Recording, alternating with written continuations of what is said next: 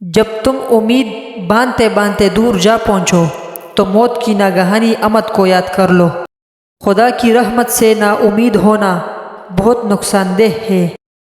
بوڑھے آدمی کی رائے نوجوانوں کے ارادوں سے بھی مضبوط بلکہ مضبوط تر ہوتی ہے۔